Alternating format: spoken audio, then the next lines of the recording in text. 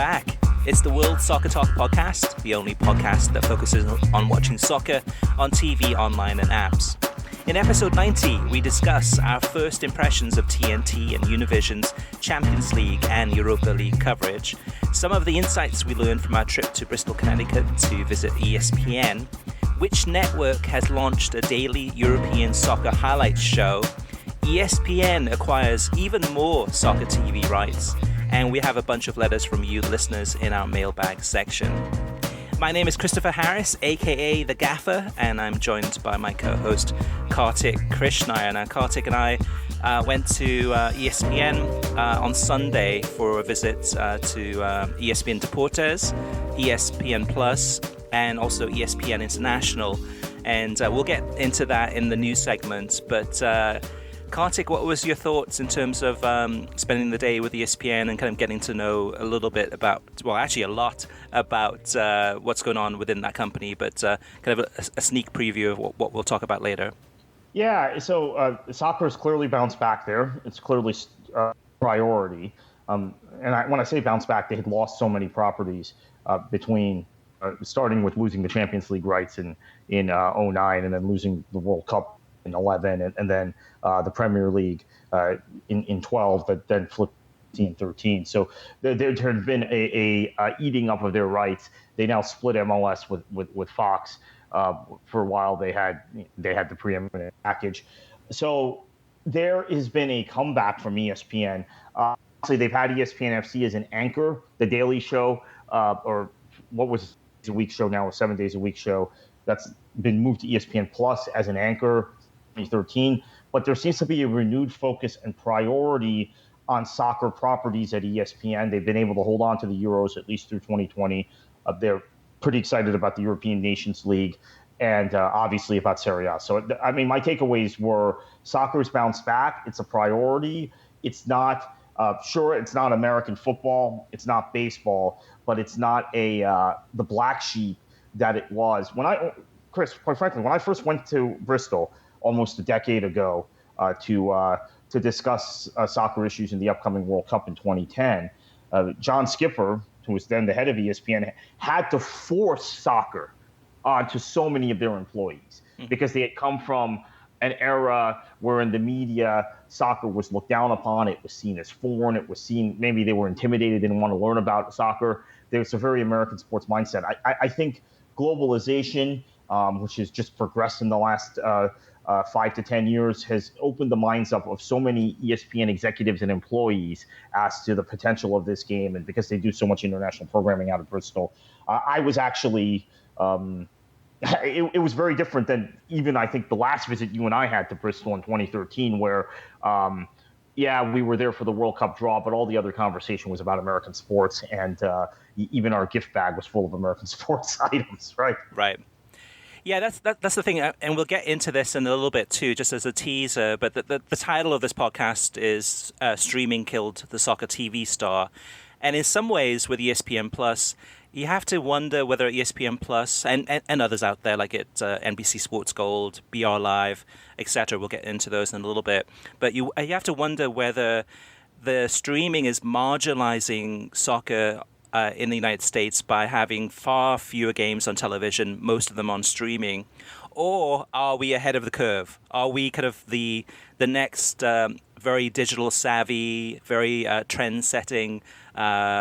Basically, we're in the future now, where most of the games are on streaming, and we'll get to that in a little bit too in the news segment. But that's definitely an interesting topic, and probably a debate about where we are within this, especially in the United States, this soccer universe, so to speak. All right, Kartik, so let's move on to the Champions League. We had the Univision Deportes, of course, and TNT broadcasting these games in the US, in both in English and in Spanish. Spanish, of course, with Univision, English with TNT. And then we had Bleacher Report Live, streaming all the games, as well as Univision Deportes' app streaming all of the games, and then other streaming services carrying the games too. But what were your initial first impressions? Because I've gone ahead and written about this on worldsoccertalk.com. I have a kind of a full-length article on the homepage that goes into more detail. But what's your thoughts, Kartik? Because I haven't had a chance to talk to you about it yet. Yeah, so I haven't watched Univision yet. I have some Univision stuff on my DVR. I was at the Sports Business Conference Tuesday and Wednesday. Actually, we flew back from Bristol. I dashed down to Miami Beach from Fort Lauderdale Airport for that conference. So I was out of the loop. I did stream games, or a number of people in the conference were streaming matches on Tuesday, particularly. And then people disappeared during the Liverpool match because there's just again, when you go to these conferences, there's a disproportionate number of Liverpool fans compared to. I mean, there are people who are executives in sports who root for Real Madrid or Barcelona or whoever, right? But when you get to like the hardcore soccer people, I've always found if these conferences are in the States, there's a disproportionate number of Liverpool fans compared to everyone else. Mm-hmm. So there were people who disappeared during that game, presumably to watch that match. But the people who stayed, a lot of streaming going on, and the streaming was good from both the non-authentication Univision stream and from VR Live, which I did because I've got the subscription. So the streaming was good in a place where cell phone reception wasn't so good. So that's a really strong positive point for both. Let me just chime in that just real quickly. So I did the same thing to streaming, but actually, so the big games, the streams were fine. But like for example, on the Tuesday, the Inter Milan against Spurs game. It buffered like crazy. So the high profile matches seemed to be fine, but kind of the second tier matches, so to speak, there was buffering issues on the Inter Milan Spurs game. That's a really good point because so the end of that match I'm watching with someone at the back of the conference room, and unfortunately, this was an embarrassing moment for me. There was a panel going on, and there was about a second my volume got transferred from my Bluetooth to like the thing, and it wasn't turned down. And the only word that people could hear was Tottenham in an English accent. So everyone knew what I was doing. That was bothered to look, but it streamed perfectly that last 10 minutes. But then I realized after looking at tweets, we were like 2 minutes behind. Mm-hmm. So I guess it had probably buffered initially when we had pulled up the stream and it fell behind. But the point being, we saw both Inter goals, which was, Spurs fans want to blame me for a jinx. I know some do because they think I overrate their team all the time. But so we turned it on and we got to see both goals and the stream was perfect from that point on, but we were 2 minutes behind. Yeah, so overall, Kartik, I'll just give a little bit of my feedback on TNT. I was disappointed. I was really disappointed because I'd watched the UEFA Super Cup on TNT as well as the UEFA Champions League playoff games featuring PAOK and other teams and Ajax. And the coverage for those weeks was good. It was a breath of fresh air. It was tight. It was good chemistry on set. It was new and fresh. And then this week, probably because there's so many games and there's so many storylines and so many things happening, it was all over the place. I just felt that I didn't feel that I had a good sense of knowing exactly what was going on in the Champions League. I didn't know. I saw the score lines, but I didn't know, who scored and if it was a close match. Part of it, too, I think, is the whole Fox has kind of brainwashed us in a good way, where in previous years with the Champions League, as soon as a game would end, whichever game it would be, they would maybe give like 30 seconds of analysis and then jump right into the highlights, the goal highlights of the other games, and give us some almost suspense, kind of like, here's what happened in the Chelsea, AC Milan match, whatever match it was, and now we move on to the next match. This one with Turner, as soon as the game was over, they gave us the scorecard, kind of the graphic on screen, and showed us all the results of all the games. So it kind of spoilt the suspense a little bit. And then also, so now I know all the scores, but I haven't seen the goal highlights. And I continued watching. They kept on talking, and they would show highlights, a little bit of highlight here, a little bit there. But I never felt like I actually walked away having seen all of the major goals or the major talking points. And to me, that's a big issue. Yeah, I agree with that completely. I mean, again, I didn't watch this stuff live, but I've gone through both post-game shows, which, it's exciting that they have a half an hour post-match show. which Fox didn't have. But somehow Fox was able to cram highlights in. They didn't give you very much analysis. They didn't give you very much analysis, period. But this ended up being, after the Liverpool PSG match, a talk fest about, the tactics and what had happened and the psychology of progressing the game. I thought Bocanegra and Gooch had very good analysis of Marquinhos, and then Steve Nash had some very good analysis of the second half. But that seemed to take up that seemed to be a replacement for showing highlights of the other matches, right? Yep. And then they'd show one clip from each of the other matches, one or two clips. It was almost like the rapid fire format of the Bleacher Report segments on CNN, where the Bleacher Report has these, they have somebody who comes into the CNN studio in Atlanta or New York for 2 minutes and just boom, boom, boom, boom, boom, right? And right. That I didn't appreciate. I didn't appreciate the power rankings at all. I give Steve Nash credit for calling it out. Why do you do power rankings after 5 weeks of a season? He was as perplexed as I was. Although I have to say, Chris, that's Bleacher Report's wheelhouse, doing on the written side, doing things like that. So maybe he doesn't realize that, and he'll get a talking to about it. But I agree. I'm sure he got a talking to about it, because he said it was clickbait. He was joking. He was like, right, clickbait, right. Which is right. And to me, it was pre-match, so it's pre-game, so it's filler. But to me, it's forced. It's forced into the show. And it was embarrassing too, because I think one of the analysts said, like, where does this criteria come from? Like, who makes this up? And they were like, I don't know. It's kind of just given to us. And I think Kate chimed in and said, yeah, well, it's criteria. It's based on something. Who knows who makes that up? And it's probably some Bleacher Report either writers or social media team that actually creates that, which is ridiculous to even have it in the first place. And even if you are going to have it, it was really skewed incorrectly anyway. It's something to debate, but it makes BR Live look cheap and corny. It's no value. It's just I don't know. Now, in fairness, ESPN FC does those same rankings, but it's very clearly identified as Shaka Hislop's power rankings. They put them on the website. They talk about it on the ESPN FC show, and it's very clearly Shaka's thing. And Shaka says, okay, particularly at this point in the season, it's early in the season. I'm basing it off of somewhat how the team sides ended last season, how they started the season, but there was no such explanation here. And then I have to also say, and get your thoughts on this, Chris. Maybe we're not hip in millennial thinking and millennial language, and it seems like a lot of people we network with in the soccer world aren't hip in, we don't speak millennial, because I guess this presentation was all geared towards millennials, from the way Bocanegra dressed to kind of the cadence and the way Kate Abdo presented to the graphics and scribbles or whatever those things are, because I don't get it.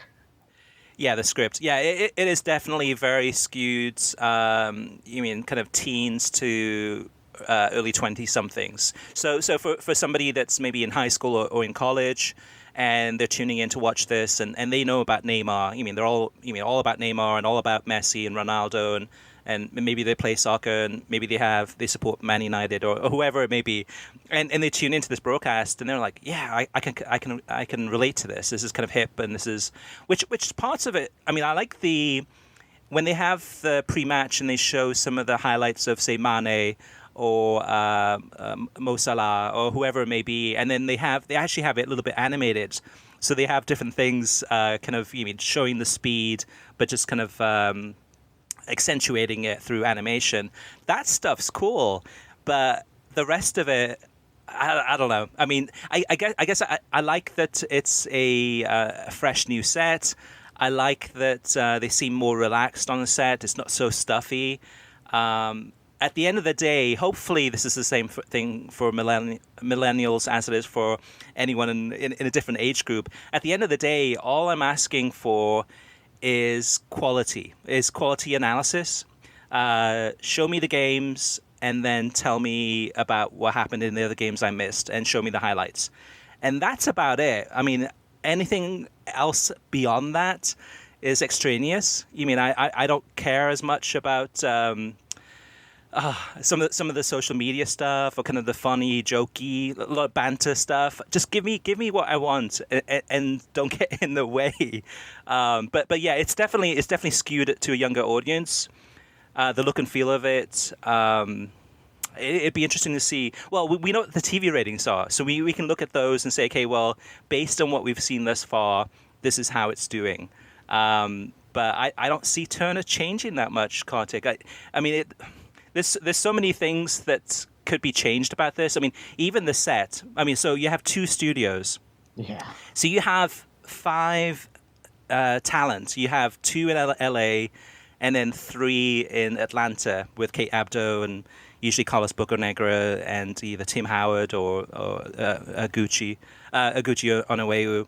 But the problem is that if they said, okay, you know what, this 2 studio thing is not working, let's just do 1 studio, or let's change it up a little bit. Well, if you're going to have 1 studio in Los Angeles, you only got 2 people there, which would look weird. In Atlanta, you've got 3 people, so maybe I don't know. It's just the whole. No, but the problem is the strong suit of their studio work is Snash and Holden. Yeah. And I think Tim Howard actually. Tim Howard's been good. It's very noticeable between Tuesday and Wednesday. I think Carlos Bocanegra made some very good points. He doesn't seem terribly media trained. He's not enthusiastic, energetic enough. My only complaint about Tim Howard, and it's not really a complaint because maybe, who knows, I might be the same way if both in the preliminary stages and then now, is that, based on the clubs he's played for, you can tell there's a little bit of lack of objectivity when it comes to Liverpool. But that's just natural, right? Yeah. But out of all of them, he's been the best. I mean, I agree. He seems more relaxed. He seems more at ease. He seems to know what he's doing. Carlos Bocanegra, you pointed out a couple of good analysis points he had, but for me, it's just very monotone. Yeah. Very lacking energy, just flatline, just blah. Gooch was good for somebody that I haven't seen on television before.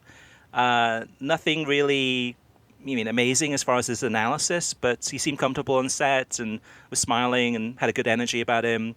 And then Steve Nash and Stuart Holden, I think, are fine. I think those are good.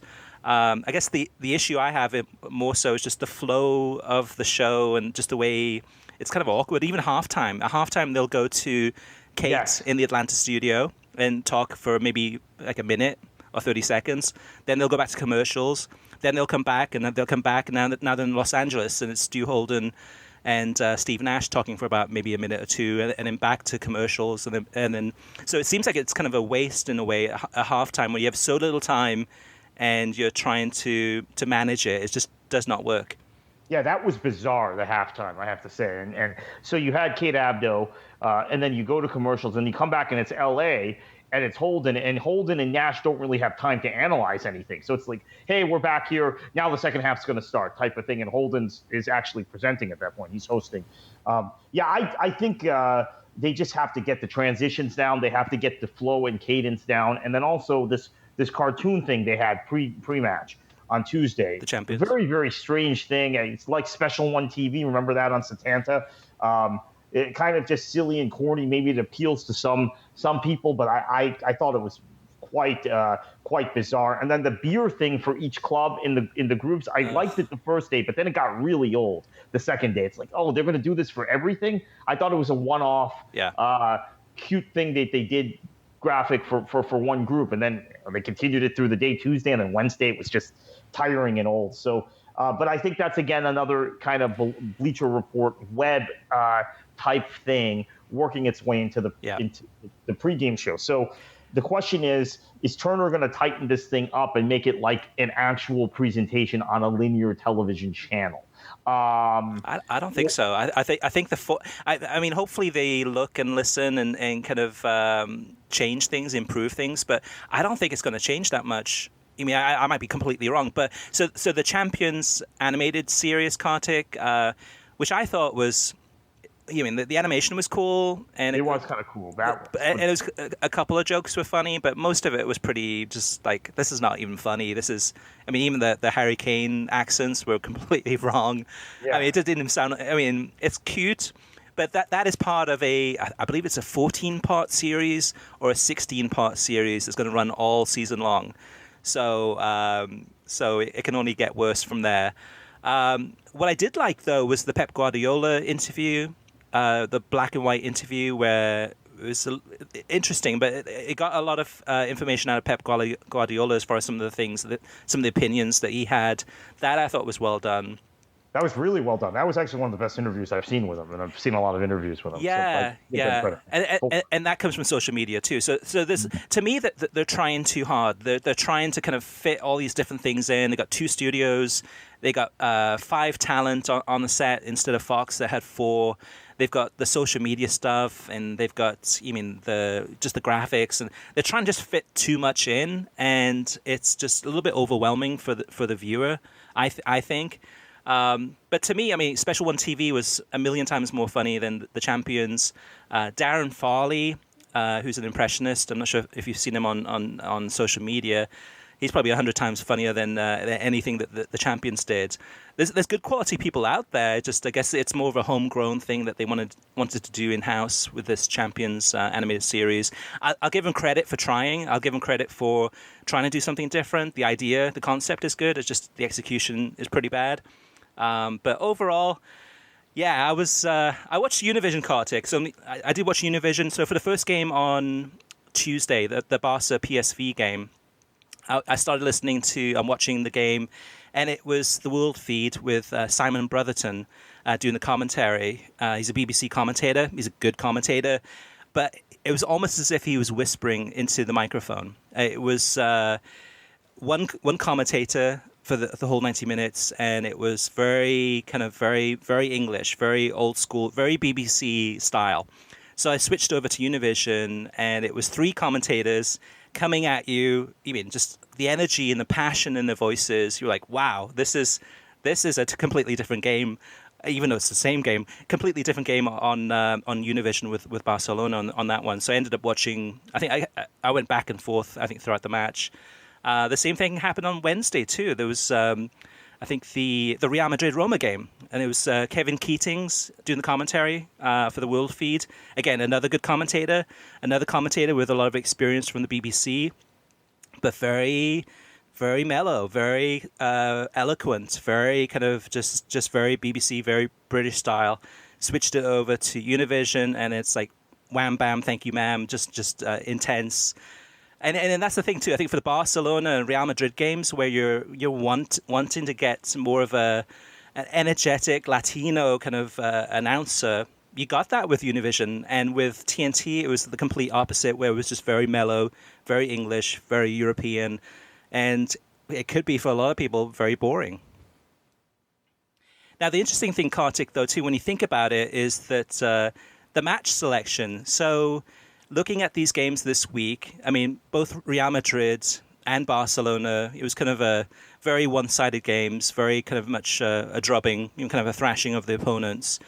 But TNT went with more of the teams, the match selection of the teams that they picked were ones that would be more applicable to Univision. So in the past with Fox FS1 or FS2 almost always would go with Premier League, would have whether it's Liverpool or Chelsea or Arsenal or Man United, almost guaranteed they would always, whichever games they would be featured in, they would have those on FS1 or FS2, and then sometimes the Real Madrid or Barcelona game would be on FS1, but sometimes it was on FS2 or sometimes it was on Fox Sports Net.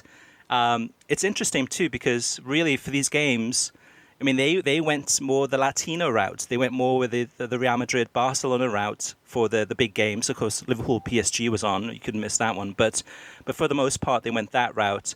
And we'll talk about that in the TV ratings to see if that tactic worked or not.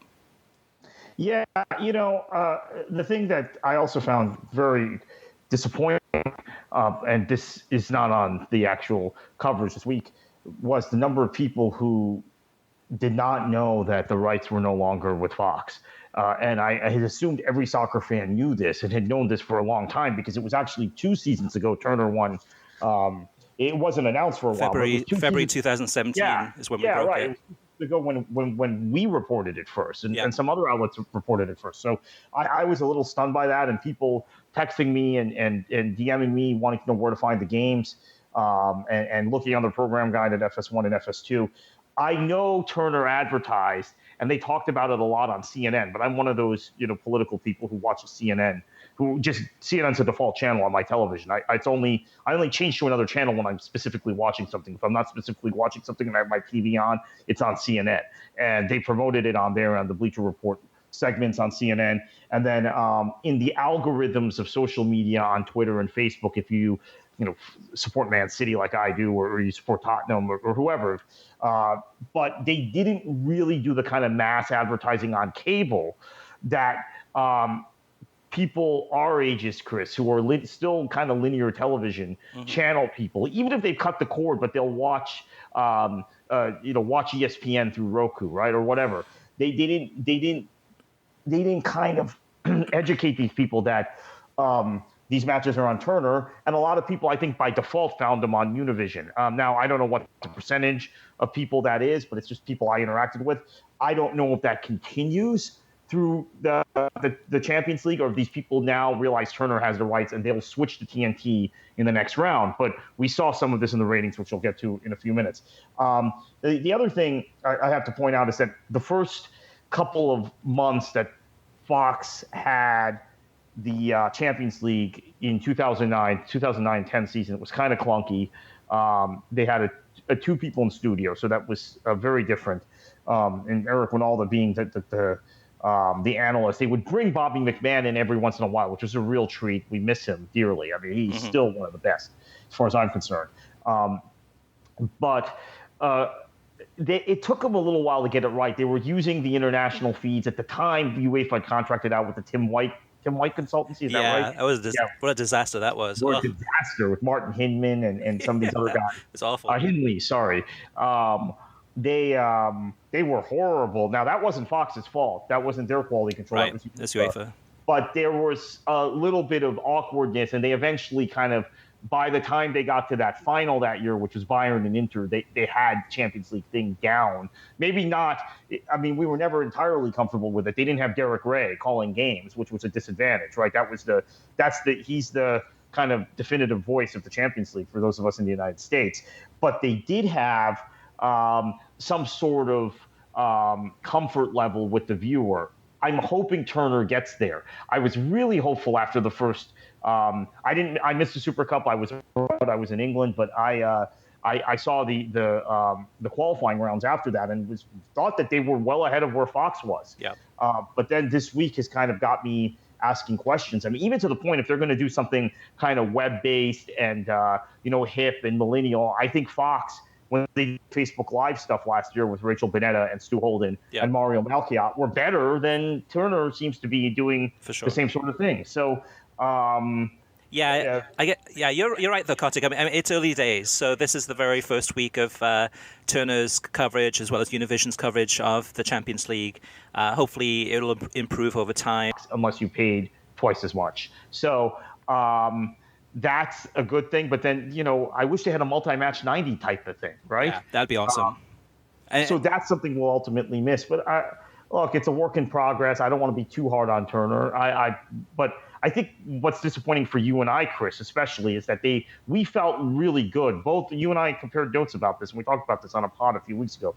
Felt really good about them after the first couple of weeks that they did UEFA broadcast. Now, This is the first time a lot of people are tuning in because it is the group stage. It is Liverpool, among other teams that have a huge following in the States. And Barcelona, first time they've had Liverpool and Barcelona in their space. Obviously, they had Real Madrid during the Super Cup. But, wow, it was very different than it had been the prior few weeks. I want to mention a quick word about our sponsors, SeatGeek. So getting tickets online can be far too complicated. With hundreds of sites and varying levels of reliability, it's hard to know who to trust. That's why SeatGeek is the way to go. SeatGeek pulls millions of tickets into one place so you can easily find the seats you want for a price you're willing to pay. There's nothing quite like being there in person, and SeatGeek will get you closer to the action for a great value. SeatGeek is designed to make your ticket buying experience easier than ever. By searching multiple ticket sites and grading every ticket based on value, SeatGeek helps you immediately identify the best seats that fit your budget. Plus, every purchase is fully guaranteed, so you can shop for tickets on SeatGeek with confidence. Make SeatGeek your go-to source for tickets for everything from sports and concerts and to comedy and theater. Now, just go ahead and download the SeatGeek app and enter promo code WSTPod today. That's promo code WSTPod for $20 off your first SeatGeek purchase. Now, Kartik, let's move on to TV streaming news. Yeah, so we got into a little bit of it at the beginning of the show, and then we got off onto Turner and Univision talking about the Champions League. But back to ESPN and the trip you and I took to Bristol, Connecticut earlier this week, Sunday, Monday, spent up there. And we got to sit in on the ESPN FC broadcast, which was just fantastic. And the thing that is so refreshing, and you get this when you, and I'm obviously kind of an ESPN FC addict, is I think everybody knows. Maybe the biggest fan of the show and of the way Dan Thomas presents and the way Seb Salazar and Alexis Nunez present when they host. But there's very little rehearsal. There's very little, hey, I'm going to talk about this, which you expect in these kind of tightly produced studio shows. Instead, it's these guys now have been working together for 5+ years. They started in August of 2013, so it's over 5 years now. Moreno and Burley know each other, right? So they know what each other are going to say, and they don't have to coordinate it. They don't have to rehearse it. They're relaxed in the green room beforehand, laughing and joking, saying, hey, did you see this weekend, etc. They get on set, and their chemistry is perfect. Dan Thomas knows which buttons to push, which goes back to the press pass days when he was really good at getting information out of people. His presentation style has evolved even further to where he's very just laid back and comfortable. And then Peter Walton, as a guest, who's been on the show a lot. When he was the head of PRO, which is the professional referees organization here in the United States, which governs referees for all professional leagues, he made regular appearances on ESPN FC and did regular media appearances. So very well media trained. He's used to dealing with Burley and Moreno and Thomas. So he fit in well. Howard Webb is now the head of PRO, and he hasn't been coming on regularly the way Peter Walton did. So that's actually something we miss on ESPN FC these days. But Peter Walton was very good, and you agree about his assessment of some of the calls, but he fit right in on that show. It was awesome. Yeah, what I liked, Kartik, too, is that it seems natural. I mean, it seems natural in terms of they know the topics. They can talk in deep length or deep analysis about the topics.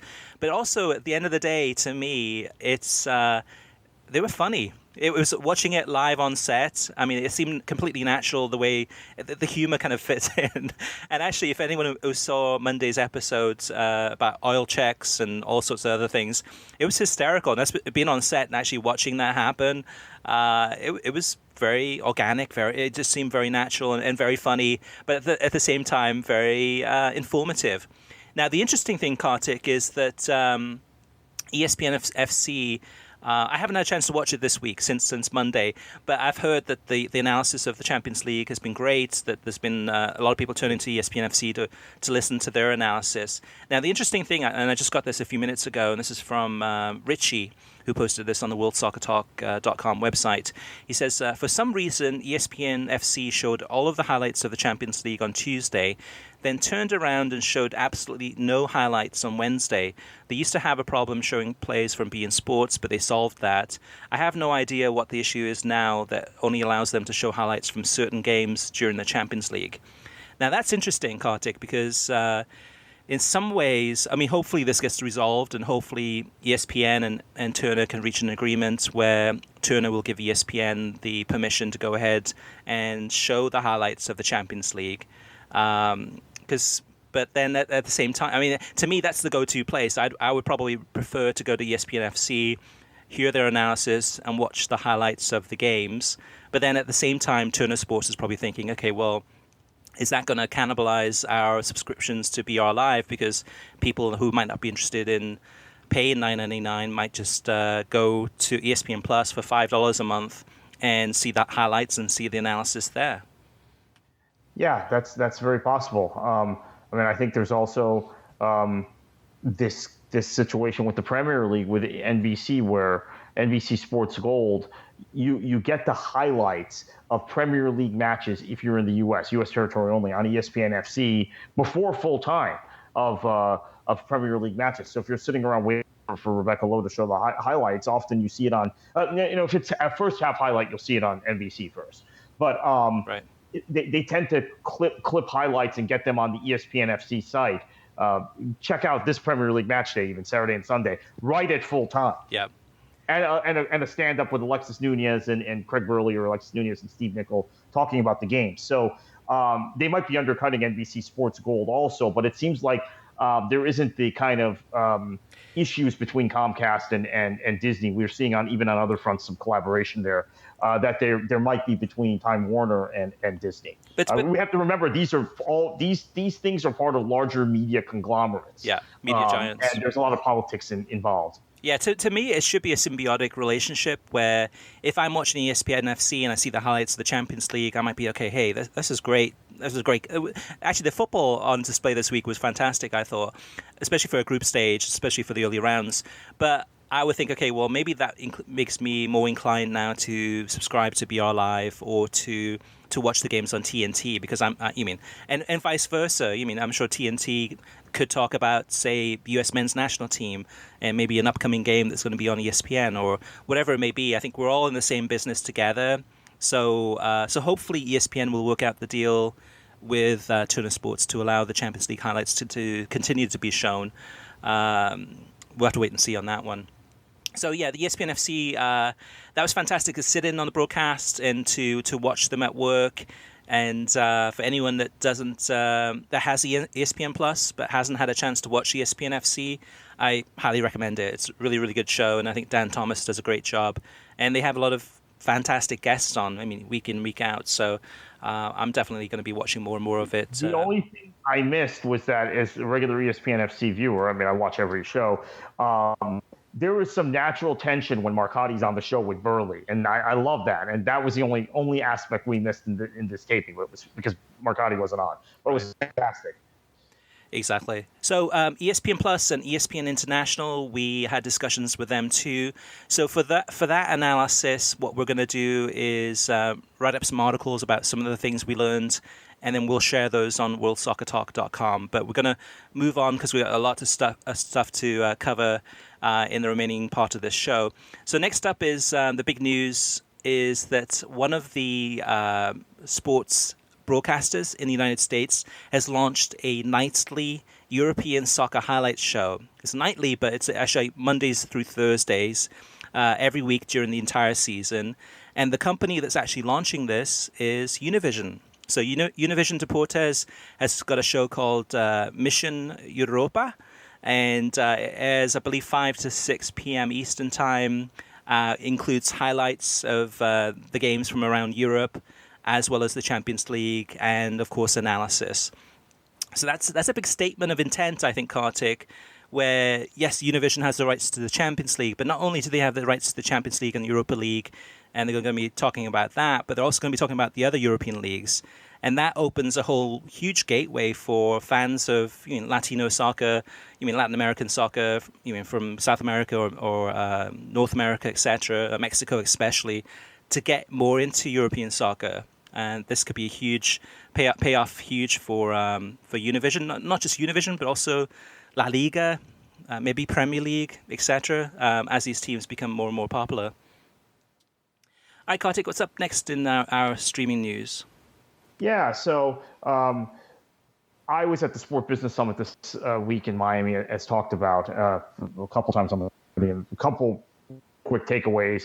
One, the Bundesliga is not going to play a game in the United States. So that was some news that we made with the Bundesliga at the conference. But they did say they might play a German Super Cup game, right? Yeah, right. So okay, so there's a difference between the DFL and the DFB, right? So yeah, it's a subtle difference. They're not going to play a regular season game, but I think okay. So now that you bring it up, I think he basically said we will play a Super Cup game without saying it, right? That's what I thought. Yeah, that's what I took away from it. Yeah. Which you look at the FA. The FA. There's always been talk about maybe the Community Shield. That would be the perfect showcase game to have overseas. They've never had it overseas. I mean, the French, the Italians have had their similar games played, in Asia and United States and all over the world. The Spanish Supercopa had it in, was it Tunisia? I think it was just a month ago. The FA hasn't done that, so the FA has kind of stayed away from that. The Premier League has stayed away from. They had the 39th game idea, but they've stayed away from playing games overseas. And now you have La Liga kind of entering the market, and the German Super Cup would be a great one to have over here. I'd love to have the Community Shield here too, but that's definitely an interesting comment from in regards to German soccer there. Yeah, in over the course of the 2 days of the conference, there was so much discussion of DAZN and what they're going to do in North American markets, what they've already done in Italy, what they're going to do in the UK and Ireland. They're the elephant in the room, Chris. I mean, it's an odd thing because every time you drill deeper with people in having conversations at this conference, there are no real rights tenders out there right now for the next year in most of these countries we're talking about. But yet, DAZN, it's assumed, will somehow find a way to find content to put on their platform, which almost everyone acknowledges is technologically ahead of where the comparable platforms from other media companies are currently. Now, there is also some time for those other media companies to bridge that gap, right? Mm-hmm. Obviously, given that DAZN does not have that many rights at this point, Italy being the market where they may be in the best shape. They've got a sub-license of some Champions League matches in Canada from beIN. But that was very, very interesting. The entire conversation about DAZN, which was constant during the conference in private chatter and sometimes even from the panelists. Speaking of which, beIN's head of acquisitions was at the conference, and he opened up the possibility of co-bidding on properties in the future, which is something beIN has not done before. They've been very reluctant to sub-license properties, and now they have part of the Champions League, as I just mentioned, to DAZN in Canada. It's like they might be opening up, given, we talk about it on the show every week. I don't want to belabor the point, but given where they are in terms of distribution in the United States and in Canada, they are now becoming more strategic and kind of pivoting in their thought process. I mean, any thoughts on that, Chris?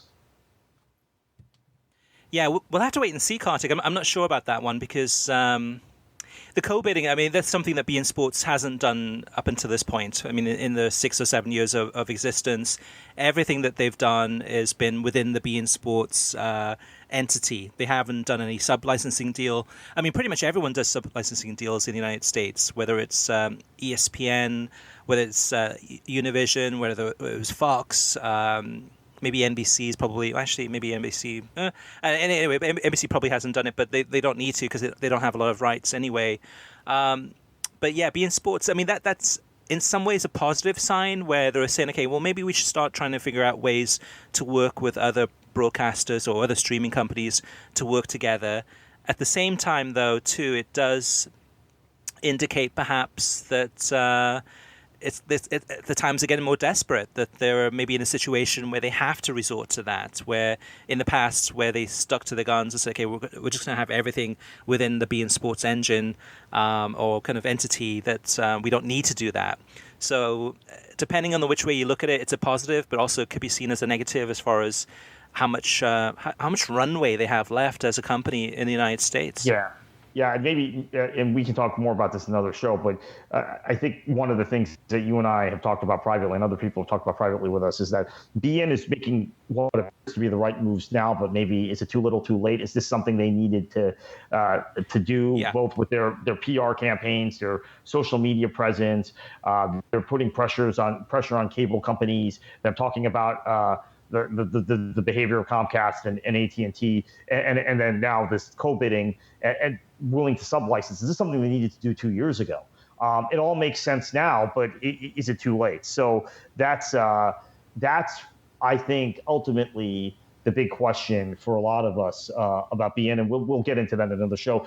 One last takeaway from the Sport Business Conference, besides my panel, which was quite lively, but it ended up being about promotion and relegation, which is not, again, it's a topic that always, if you deal with U.S. soccer, doesn't matter how much you try and focus on player development and the business of the sport, that ends up being where it goes because people feel so passionately about it. But there is a feeling that even though linear channels might be having trouble with sports acquisition rights, right, and things are moving to digital, and linear channels themselves might disappear because of cord cutting, that there is still among non-millennials such and you do this, Chris, because you're a perfect example of it, but you still use your television. There's still such an attachment to the big box, to the TV, that TV as a medium will not disappear. So this idea was talked about a lot at the conference, that millennials are very comfortable watching events on their smartphones, on their iPads,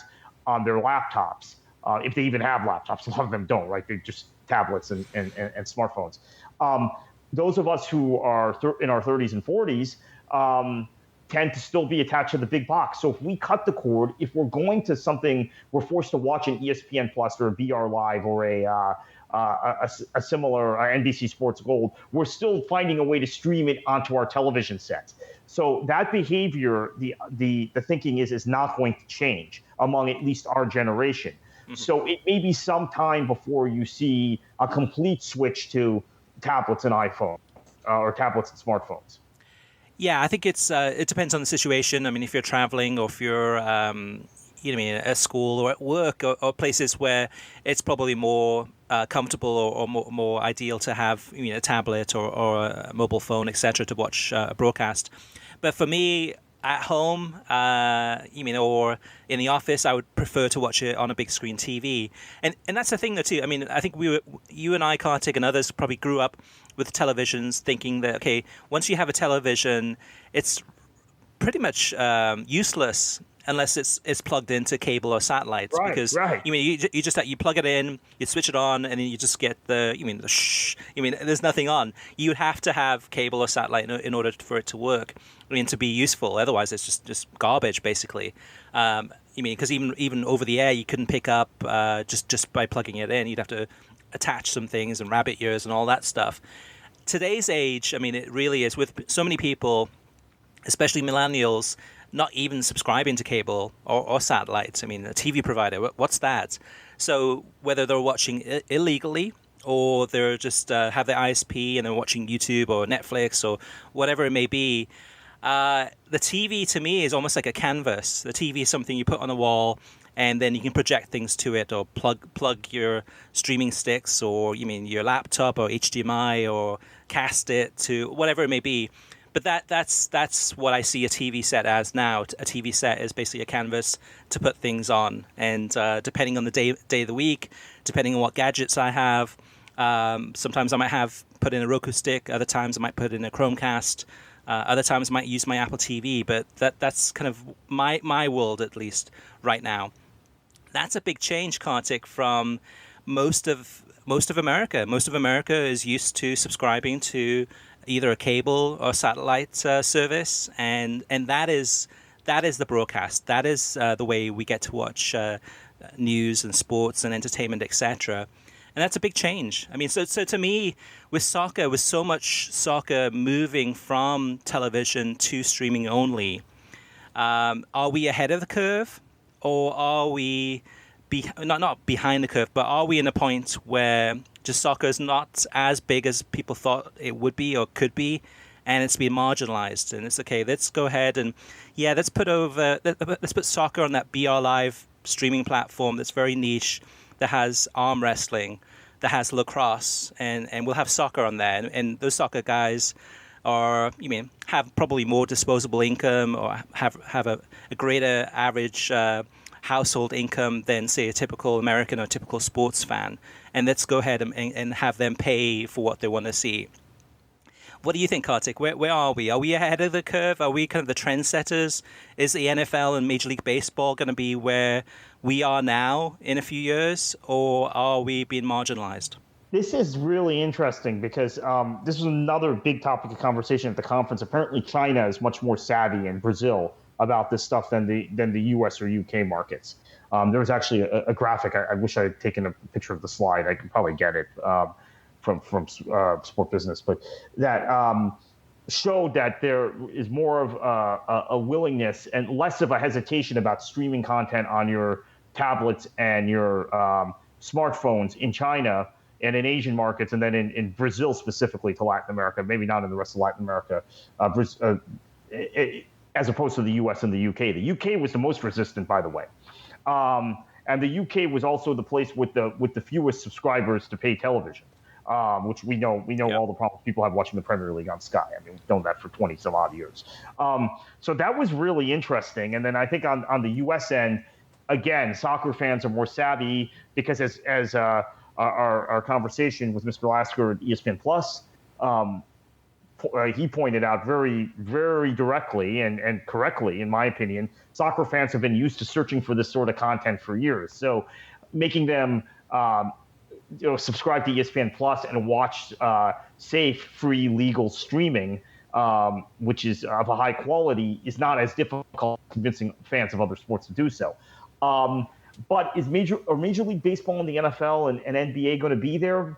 I'm really curious to see how Bleacher Report Live does for the NBA. I'm not an NBA fan, although if I had to pick of the four major U.S. sports, if you said, hey, you have to say you're partial to one sport or another, I would say basketball. But I'm really interested to see how NBA TV does on VR Live. I think that might be the harbinger of where things go, and I certainly hope they have it down better than they have the Champions League. Champions League is very much kind of the launch of VR Live, and then NBA season starts in a month or so, and that's going to be really the big test. But I think that's going to open the door to this discussion of throwing other U.S. leagues off of linear television. I mean, the television ratings for baseball are not very high right now. The television ratings for the NBA are not very high right now relative to where they've been in the past.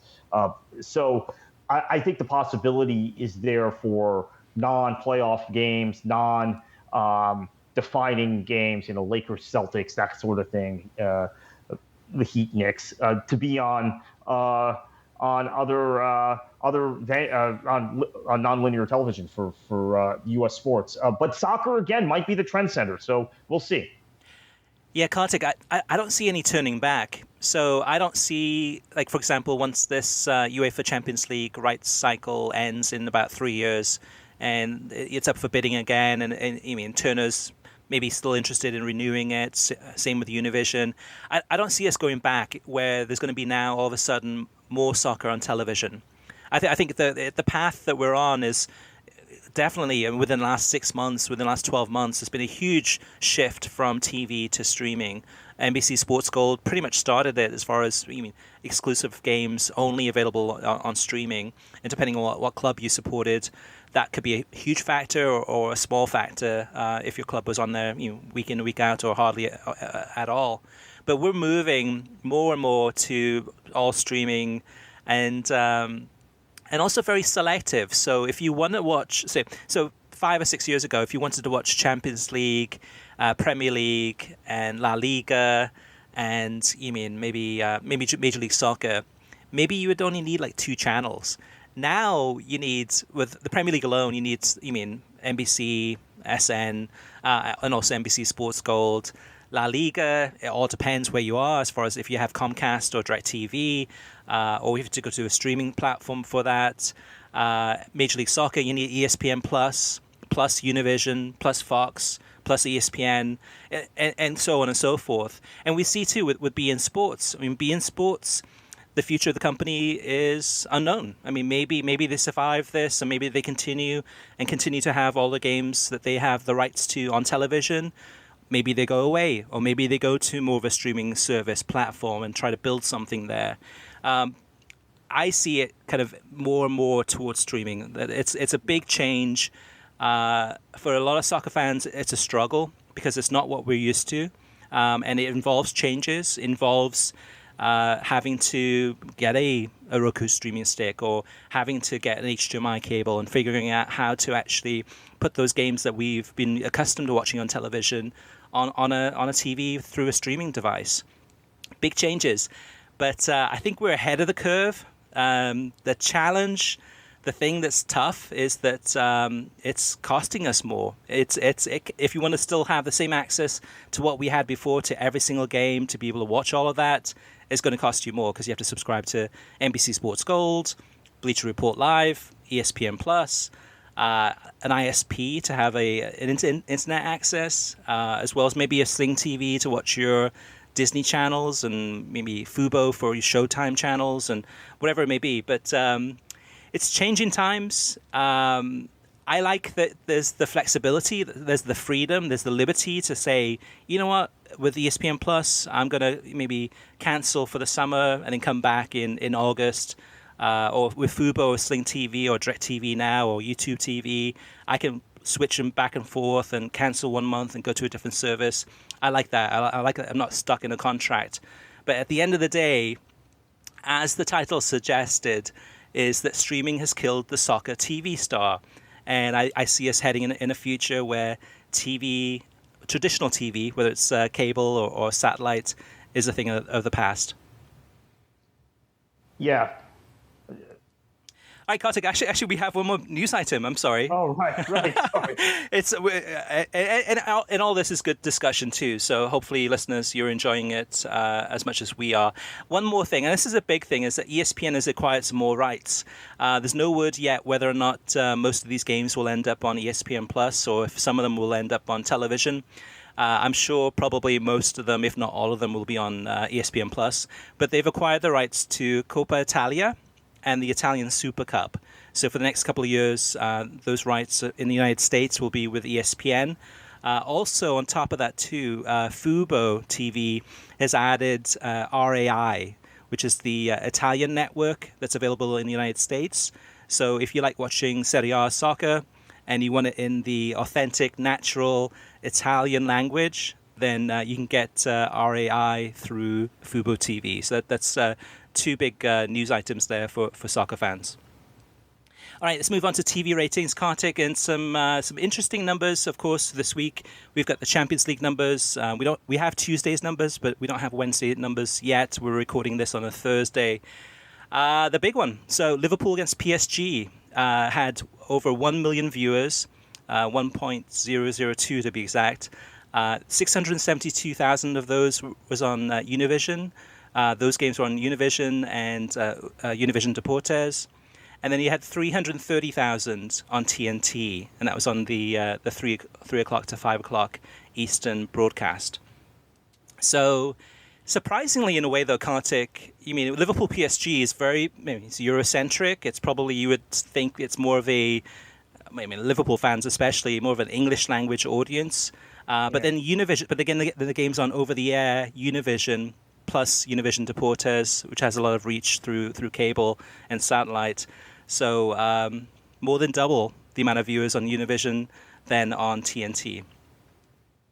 In some of the other numbers, so we had the Barca PSV game. This one was on the Tuesday, the early broadcast, and that one had 782,000 viewers. 618,000 of those was on Univision and Univision Deportes, 164,000 on TNT. And we mentioned earlier, too, about Spanish language broadcasts versus English language broadcasts, and also about kind of TNT thus far, this first week, really kind of going more after the Latino audience, so maybe more about the Spanish teams, going with Barca and Real Madrid as the big games on TNT this week. And, of course, Barca, you're going to imagine or expect the numbers would be much higher on Univision. But TNT, 164,000 viewers. Again, it's about half of the amount that the Liverpool PSG game got. So based on those numbers, Kartik, I would say for programming that TNT should probably do what Fox was doing and probably look at more of the Premier League teams and kind of say, okay, let's figure out a way to make sure that Manchester United and Liverpool, two clubs with a huge supporters base, going to be featured more on TNT. And then let's leave the Barças and Real Madrids. Maybe those will be Univision because they're going to get those ratings anyway. Yeah, it is what it is. I mean, I think this is what happens when you have something in Spanish or something on a over-the-air channel versus something on a channel that people are not accustomed to watching yet for soccer, and there's a lot of confusion. I'm not alarmed by it. I understand the why it's happened in week one. We got to continue to track this, but given the number of people who weren't even aware that Turner had the rights to the champion, and given the number of people who for whatever reason, thought the game might be on TBS or True TV instead of TNT. It's not unexpected, but we'll see how this continues to progress. Turner, just real quickly, will have to make a decision on whether this has been worthwhile for them rather quickly, because the rights will come back up for bid in about a year and a half for the next 3 years. So this is a 3-year cycle with rights fees to most European football properties. The Premier League, it is globally, except in the U.S., where they gave NBC a longer 6-year deal, essentially gave them 2 TV cycles. But so let's continue to monitor this, but I'm not alarmed yet. Yeah, I am alarmed. I think partly because, I mean, you look at, say, Everton against West Ham, 2 teams that really don't have a massive following in the United States, and that had twice as many viewers as Barca against PSV on TNT. And TNT's in like 95 million homes. It's more homes than any other channel. By far. Yeah. I mean, yes, it's early days. Yes, it'll take time for people to get used to watching those things. But I just think that TNT would be better suited, actually, kind of looking at some of these English clubs with a larger followings and looking at those and putting those on television, perhaps. Looking at some of the other numbers too, I mean, Watford against Man United, 806,000 viewers on NBC on Saturday.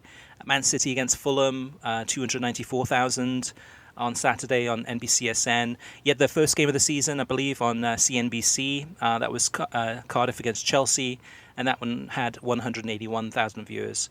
DC United against New York Red Bulls on Sunday on ESPN had 216,000 viewers. And then Sunday's Chicago against Orlando game, which was on Sunday evening on FS1, the number was too low to report, so we don't know what that number was. Presumably, it was probably 100,000 viewers, maybe even lower than that. But we'll try and see if we can get that number. So that's some of the TV ratings numbers. We'll have the full complete list at willsoccertalk.com. Moving on to listener mailbag. First up is Soccer Thoughts, and he posted this on Twitter. He says, "Good pod.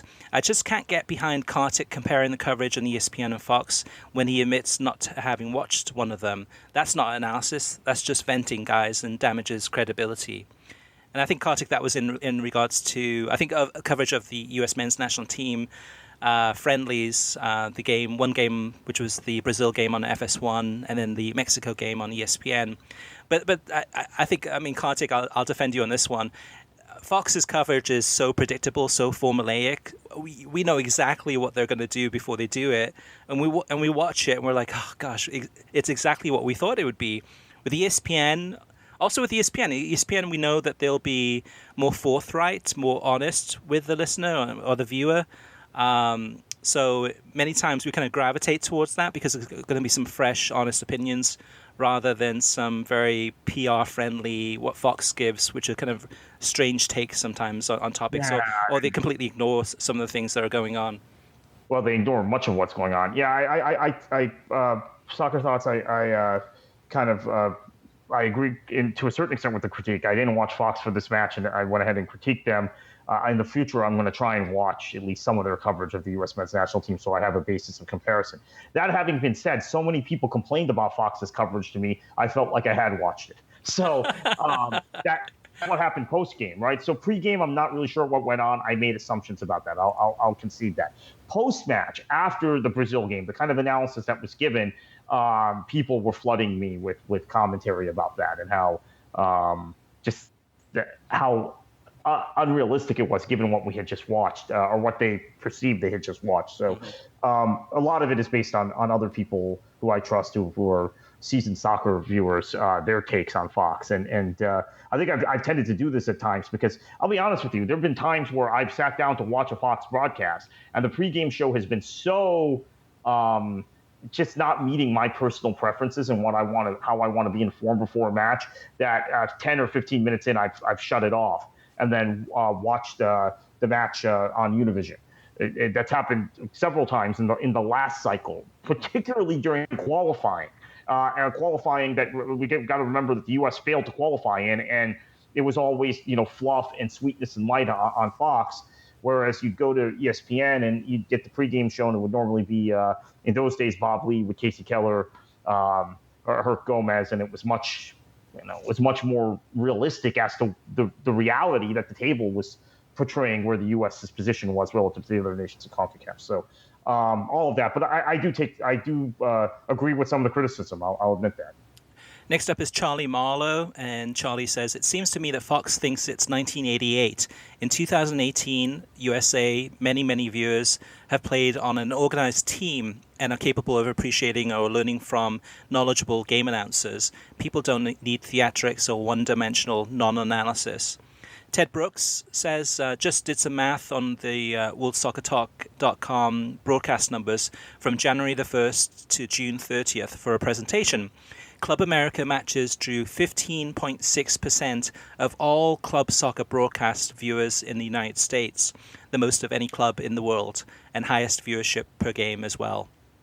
Ben says, being a subscriber to beIN Sports Connect over here in Australia, I feel sorry for you guys. I've experienced the beIN Sports USA Connect service, and it's barely usable. Dedicated Apple TV app over here in Australia, and all matches are available on catch-up. Catch-up would be on demand. Aaron says it's strange that beIN doesn't have a real Tier 1 streaming service. beIN has real innovation issues. They don't have across the world a mobile website, streaming, podcast, blogs, etc. Platforms that are needed to be successful in 2018-19.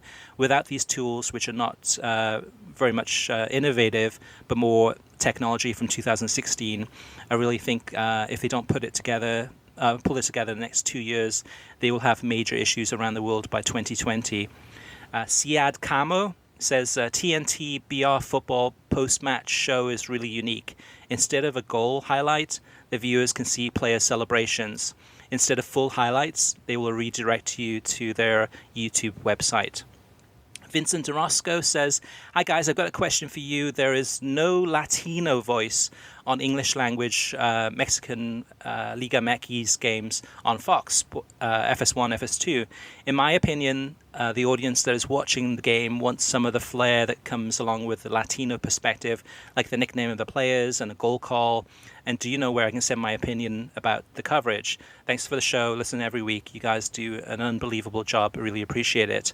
And that's the thing, too. I've watched a little bit of Liga MX, Cholos mostly, on FS1. And it's very, very much a very American, boring announcer with no passion. I'm watching the game. The game's actually kind of very feverish, all over the place. Like, lots of things happening on the pitch. And then the actual announcer's kind of very monotone, very just boring. And it doesn't match. In regards to his question about where he can send opinions on the coverage, Fox doesn't really have much of a way of communicating with them, and oftentimes I get phone calls or emails from people wanting to try to get in touch with Fox, and I try my best to answer those questions, but I do know that Fox listens to this podcast, so they will get the message. Alexander says, being a Bayern Munich fan that loves to get out of the office to grab some beer and watch the match at a local bar, not having the matches on cable is difficult. I might have to stay at work and watch it on BR Live. Maybe work will allow beer for those occasional times, those occasions, fingers crossed. Number two, I've been trying the DAZN free month subscription. I like the ability to watch the AFC Champions League and the J1 leagues. The ability to view these leagues has been lacking in the past. My hopes are that DAZN improves its platform to include more J-League matches and possibly add the top Korean league. And then the third point he has is, have you guys heard of the Oz app? It is showing games for the CONCACAF Nations League for free so far. They also seem to have A-League and W League, which are not free. It seems very new as far as apps go and has a lot of kinks to be worked out. So I've used Oz last season because they had the Dutch League there, Divisie, as well as the A-League. For this season, the A-League is with ESPN Plus, but I do know that they have the CONCACAF Nations League. I haven't been impressed with the service. It seems very... When I first saw it, I thought it was fake. I didn't think it was actually a real streaming service. I thought it was kind of a pirated site. The design's not very professional, and it's very clunky, very hard to use. I have not been impressed, but if you do want to watch CONCACAF Nations League for free, there you go. All right, listeners, so you can always reach out to us with any questions, feedback, tips or questions, whatever it may be, through email. The email address is web@worldsoccertalk.com, as well as facebook.com/worldsoccertalk. You can message us there, or on Twitter @worldsoccertalk. Plus, of course, you can post your comments on the website worldsoccertalk.com. So everyone, thank you for listening. You can get a new episode of the World Soccer Talk podcast every Thursday. Every episode is released on SoundCloud, YouTube, Stitcher, iTunes, TuneIn, Audio Boom, and worldsoccertalk.com. If you like the show, we'd love for you to go ahead and post a review on iTunes. We'd greatly appreciate it to let other people know about the show and what you like or don't like about the show. And Kartik, heading into another weekend of soccer from around the world, plenty of choices, some of it streaming, some of it on television. What should they do? Enjoy your football.